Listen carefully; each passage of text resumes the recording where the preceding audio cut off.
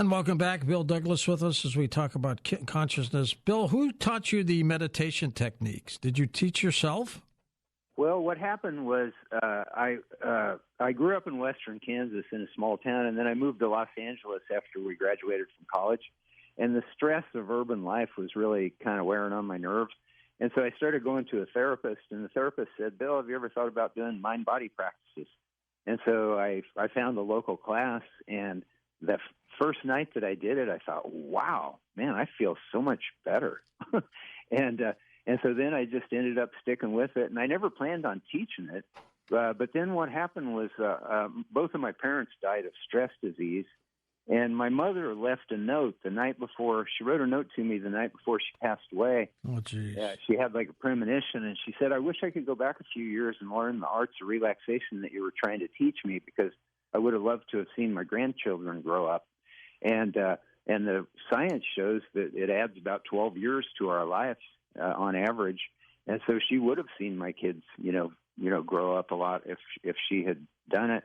And it just kind of welded something in me. And I just decided, I need to share this with people. People need to know about this stuff. And so that's how I ended up teaching. Was it difficult for you to learn these things? There were challenges to it. The very first time I did it, it was really easy, and I think that made a big difference. But then you have challenges. It's like your mind wanders, and you think, oh, I can't meditate. But what I always tell my students is, all that's normal. All the challenges that you face, I went through. And what I do in the back of the Gospel of Science is I kind of guide people through, those challenges so that you don't feel daunted by it. Because you'll get to a point where it's just so much fun. I really enjoy it. Every time I do it, it's like going on a little vacation. And it'll get to that point if you stick with it. And so I try really hard to, just kind of explain it to people the way that I would have liked to have had it explained to me. How close is it, Bill, to intuition? Well, those extraordinary consciousness experiences that people get from practicing these things, that's part of that. Intuition, kind of sensing things before they happen sometimes, and then also, the science shows that we become much more powerful in influencing how things turn out, in ways that we can't really understand intellectually, but the science shows that it happens, and you experience it in your life. That it's just real.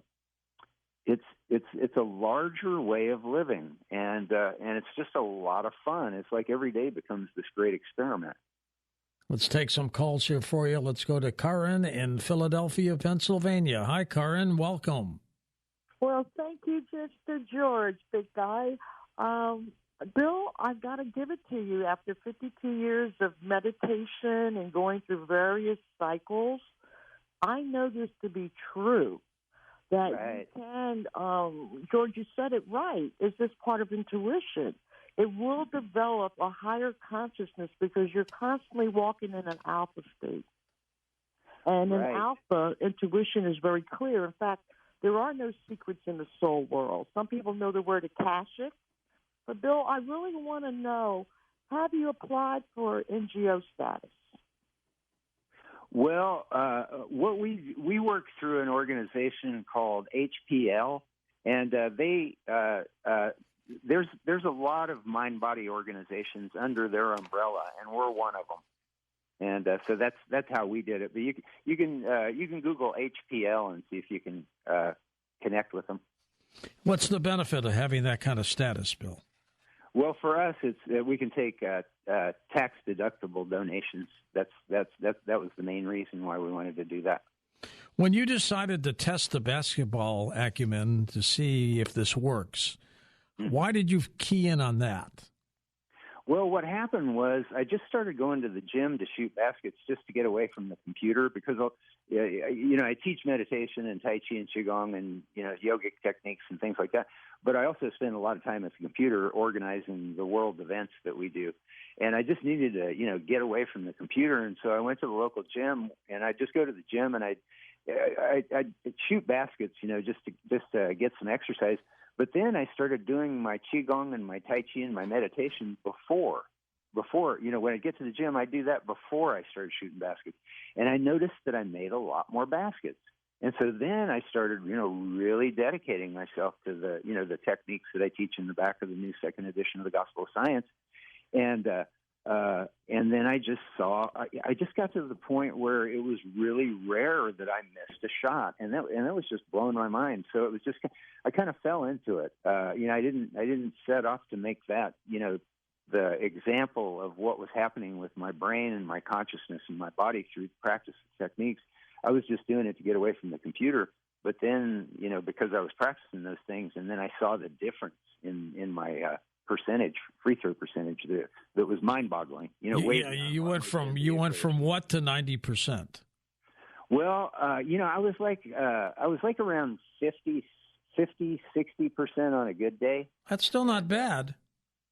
Yeah. You see, I've been practicing the mind-body things for years. So I think that they were helping me, because when I was in school, if I shot 20%, I was doing good. But it was the combination of learning the science, which I've meticulously noted in the book, and the combination of doing that and the mind-body diligently. Those two things just really unlock this kind of superpower. And it just blows my mind, that I can actually make that ball go through the center of the hoop like that. Blair in Phoenix, Arizona is with us. Hey, Blair, welcome. Thank you, George. Bill, unlike my late friend, Emmy TV director Ron Bacon, who lived for 92 years with daily bike machine rides, I'm a 72-year-old who utilizes relaxation along with what I call gravity stretches during my daily meditative stretch session, where the first 30 minutes utilize standing poses that I learned from watching Richard Hittleman yoga programs on PBS in the 1970s. Okay. And the last 15 minutes are 3 floor yogic poses he taught, including the classic Cobra, laying on my extended 7-foot-long living room couch, not the floor. I got a firm couch. It works just as well, where I completely relax and just breathe in between stretches, because Hittleman also emphasized total body relaxation periods between floor exercises. I'd love your comments on that, sir. Yeah, that relaxation element, that's the huge part, because the research shows when they look at Tai Chi and yoga as compared to regular exercises that people do that aren't really mind-body exercises but just physical exercises, Tai Chi and yoga, they always outperform normal exercise, and it's that relaxation component. When we're letting go and, tuning into the breath and the letting go, that's when the mind lets go, and then we drift into that alpha state brainwave state, and that's where all the magic happens. And it's really profound. Yeah. We've got Eric truck driving in Indiana. Hello, Eric. Welcome. Hey, George. Did you have a good Thanksgiving? We had a great one. Then we did the show that night, and everything went well. I didn't get to listen to you, but I had a great time being off for 4 days. I'll bet. I want to talk to your guest about the word confidence. How does he play with that word? I used to, back in the day, my dad, he used to shoot sporting clays, but actually it was called trap. And he let me, I was about 10 years old, and he let me shoot for the first time I ever shot, but I just watched, and my cousin had a double barrel, over and under double barrel shotgun. It was a Fox shotgun. He let me, I kind of liked it. It was pretty short, and, they give me and a buddy of mine's boy, he was a little older than I was, but I beat him, though, and they give us 10 birds to shoot. I shot 9 out of 10. And I used to be the same way with horseshoes, and basketball, I could throw a hook shot, and just knowing where the basket is, I could close my eyes and do it. Just basically like playing a guitar. You don't really need to look at the strings to play. You just know where they're at, So what do you think about that? Well, what I think that some people are just gifted, and it sounds like you're one of them. And a lot of athletes, like, NBA players, they're just gifted people. They were gifted from the very beginning. But I wasn't one of them. I was terrible. I wasn't good at sports. I didn't have any mind-body, coordination. And so it sounds like you're just one of those gifted people that, has that real solid connection between your mind and your body. But for me, it's like the mind-body practices is what enabled me to discover this ability that I have, which sounds like it's similar to the ability that you have. But I had to, go through these processes, these mind-body practice processes, to be able to achieve that. And so that's what I think these things offer, the average person like myself, is they give us the ability to start to discover that we're able to do things that we never thought we could do, like people like you that are very natural at things, that it just feels so natural to you. But for, most of us ordinary people, it would almost seem supernatural what you're able to do. And I found that and the science backs up my own experience, but the mind-body techniques, they can really help, average, ordinary, everyday people like us to be able to do things like what you're talking about, Eric. Yeah. Let's go to Don in Alberta, Canada on the international line. Hey, Donald, go ahead. Hi, George. Hi, Bill. I woke up, I thought I woke up in a different dimension. But, meditation is so simple and it's so easy. I just can't believe I actually started doing it naturally when I was a kid, and I didn't know what I was doing. I would look into the sun, and then I found when I held my arms out and turned them towards the sun and closed my eyes, and then I'd come back and everything would be bright and this and that. But it just if people would take the time to meditate and imagine the planet as being like the size of a basketball, and they're holding it in their hands and focus that energy and bring it around, the world would be a completely different place. But yeah, that's beautiful. It's so simple, but just if they would just open their heart and just imagine the planet being the size of a basketball, and just focus that heart energy towards when you meditate, what you're doing is you're tapping into the energy that creates all life and creates everything in the universe. And so all you're doing is you're just bringing it into your physical body, and then you can project it around you or however you'd like to do it. But yeah, it's absolutely amazing. I just can't. Yeah, somebody's on the radio.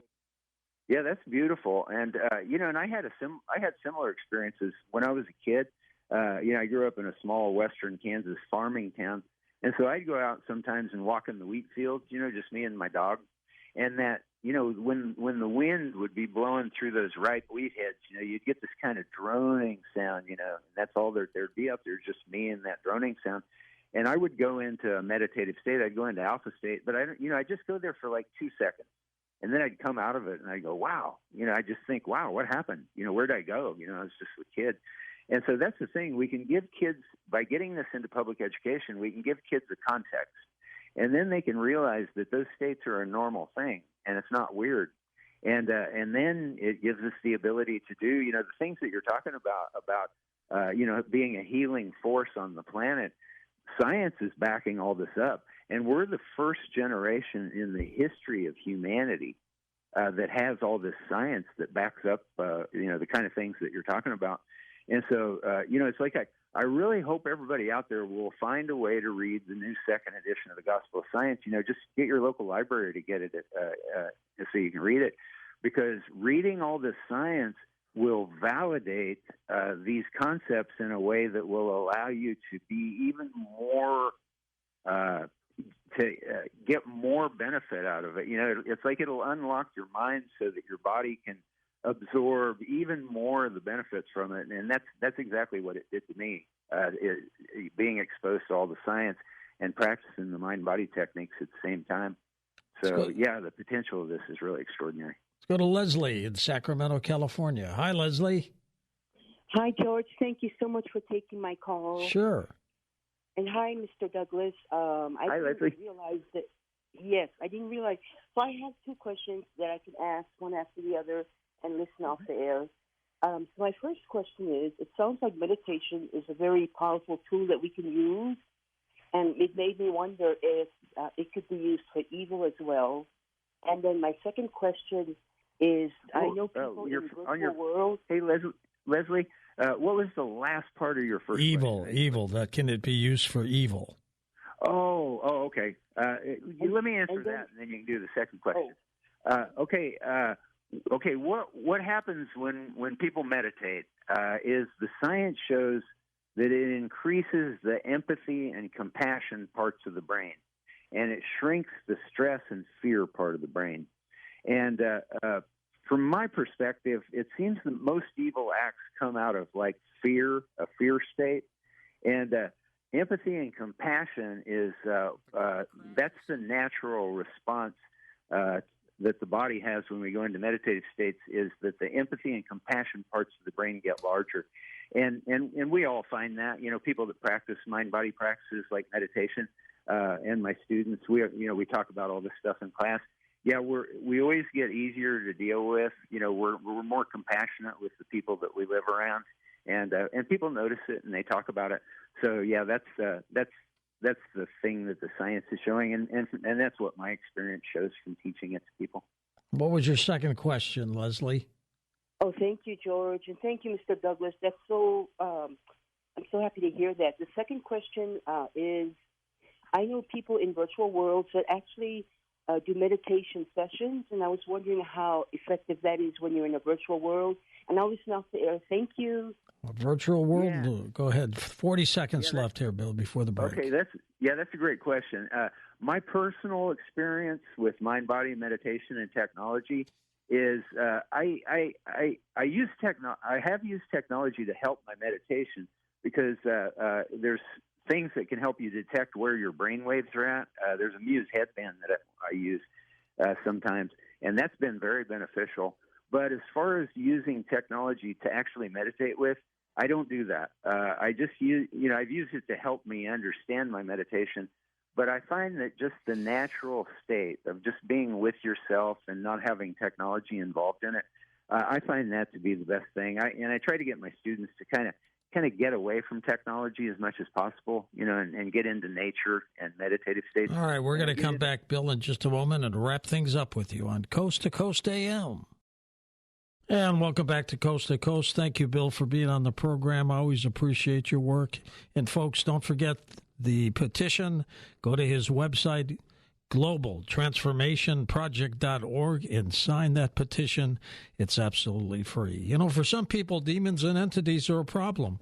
But if you need a clearing, there's no one better than the spiritual warrior, Bill Bean. Bill, let's talk about that other case of possession that is in the book, The Connection, if you would, please.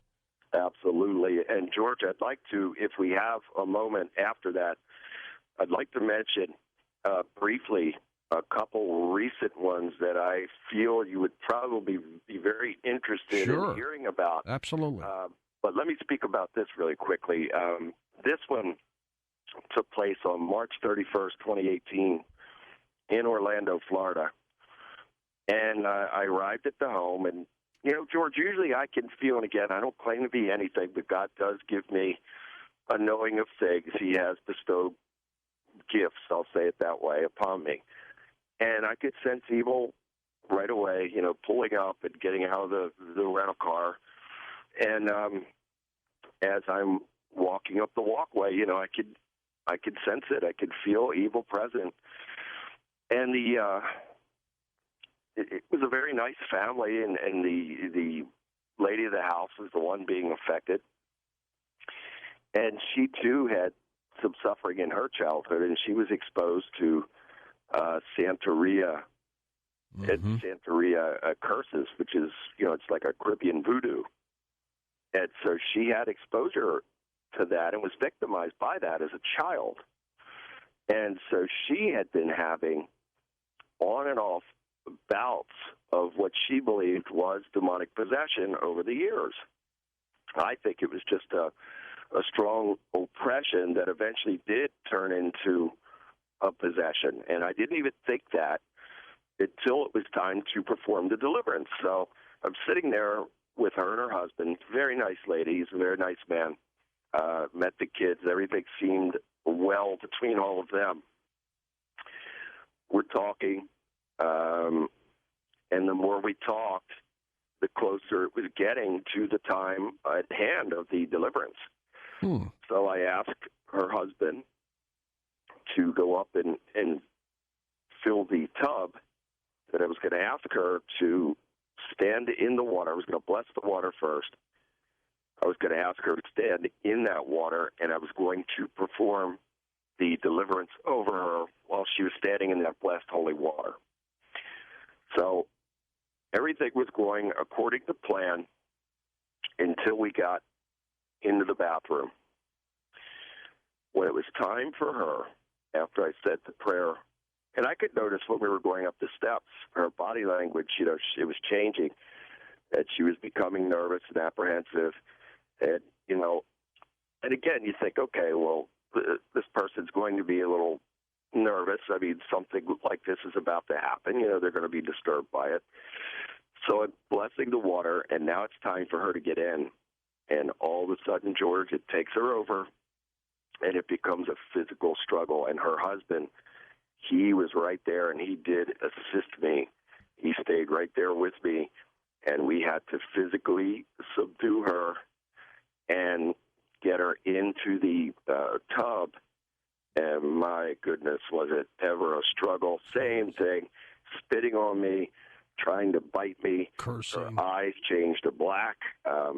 There were voices coming out of her, and her tongue looked like it was like a serpent. It was coming out and going all over the place. It was just unfathomable. And then she started, it wasn't her, it was those demonic entities in her. They were screeching and screaming. I can't believe that the neighbors didn't call the police. That's how loud this was. And so, again, I had to be unwavering in, what God was having me to do. And I continued, even with that screeching, and I continued to take power and authority over it. Every time I did that, it would stop, and then it would start back up again. So this was a battle back and forth for quite a while. And to make a long story short, God did work through me to deliver her from it. And when she was delivered, she vomited everywhere. And that happens sometimes, George. It comes up through the mouth like that. And after that happened, she was delivered. And then, God bless her husband. He cleaned all of that up, and we had to put fresh water in there. Sure. And I re-blessed the water and then baptized her in that. And she's been great ever since, thank God. But let me tell you, I will never, ever forget that day. And it seems like she was calm, and then something really kicked her into high gear. What would have done that?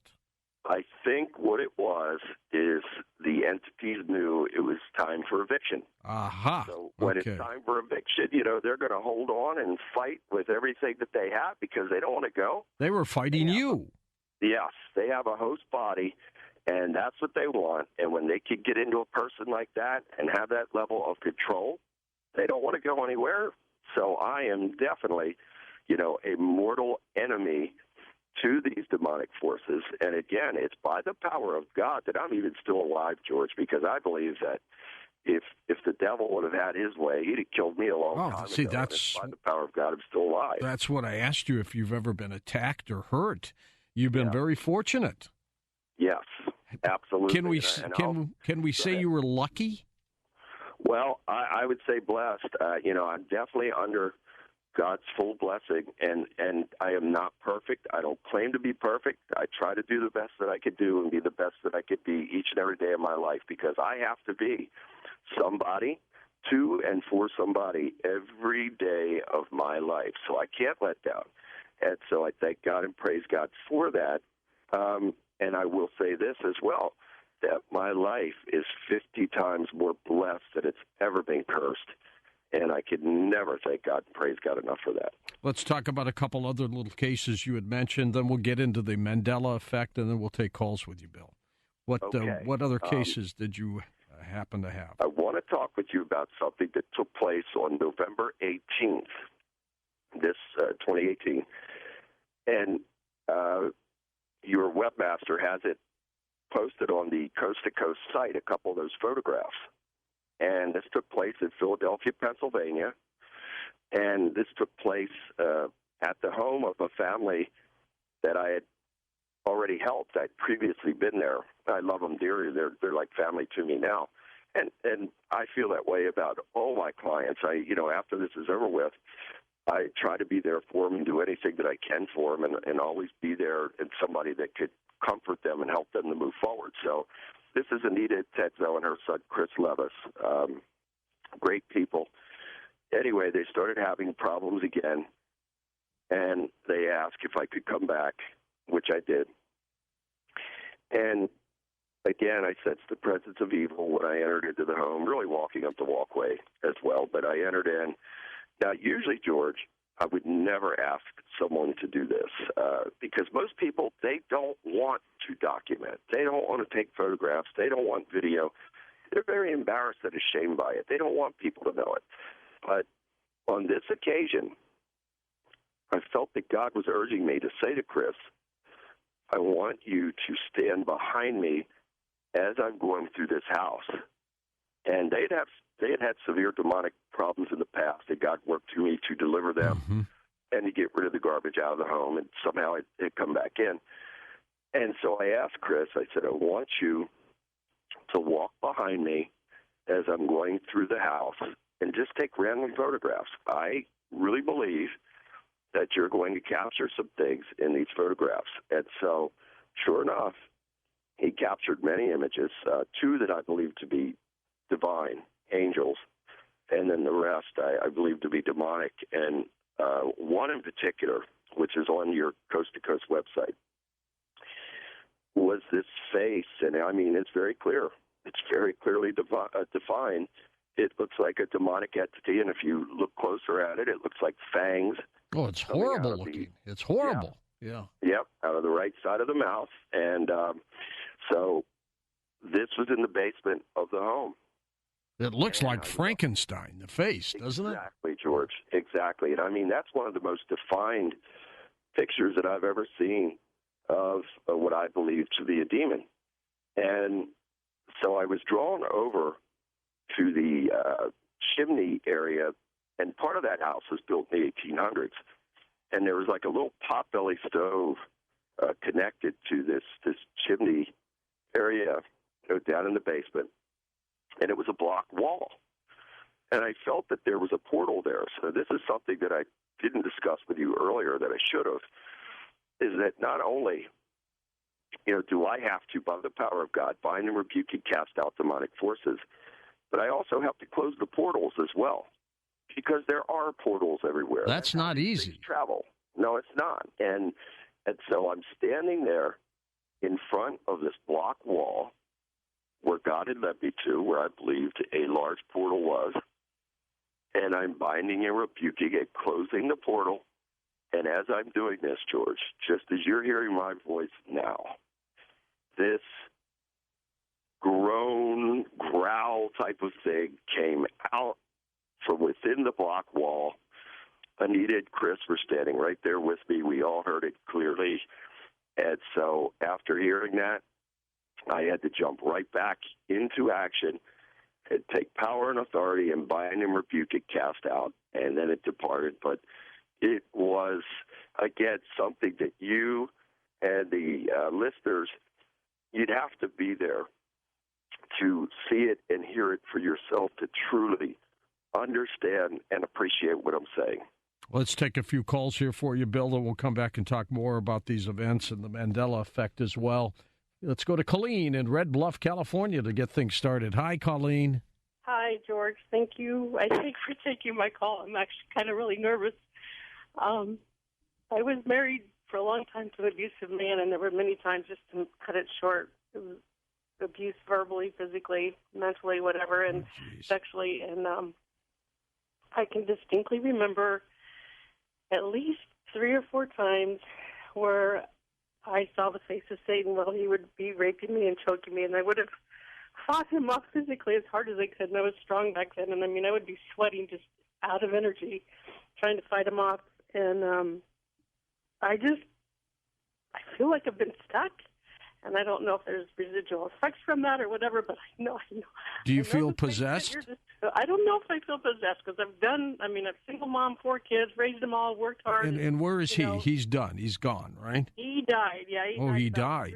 About 3.5 years ago. I mean, we were divorced a long, long time ago. But, God has been amazing in letting me raise my kids and everything that we went through. I mean, just a host of things. But personally, I just feel like I just not worthy. I don't know. Well, let's bring the expert in to talk with you. Bill, go ahead. And I'm very sorry that you've suffered in the way that you have. And I want you to know that God does love you, and God is with you, and God is for you.